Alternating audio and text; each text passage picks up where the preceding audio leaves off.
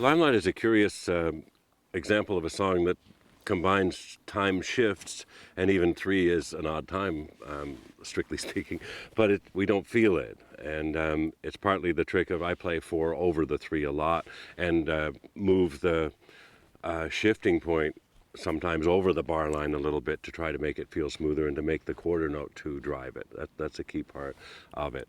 And where the beginning of the chorus, for example, I play the 3 very clearly and very deliberately, and then it shifts back to 4 at the end of the chorus as we get the driving bit out of it. And then the guitar solo to a very slow 3 again, building back to a 4/4 climax, pounding eighth notes out of that. So that's again a feast to play.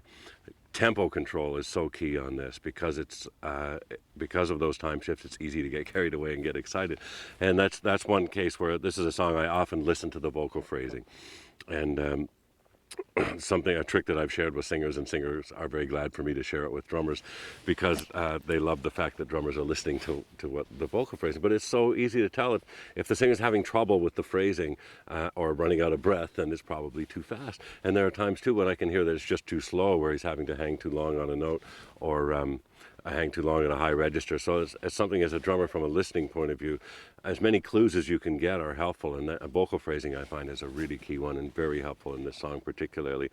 And this song was written at a time in the late 70s, again, when we were working on songs in the studio all together. So all of that band interplay and all the figures between Geddy and me in the solo were worked out in real time, for the two of us responding to each other's ideas and then working out an idea around the solo and the transitions and all that we just learned together. We developed it together, learned it together, and have never changed it. It's an example. This is a song that we've been playing for more than 30 years.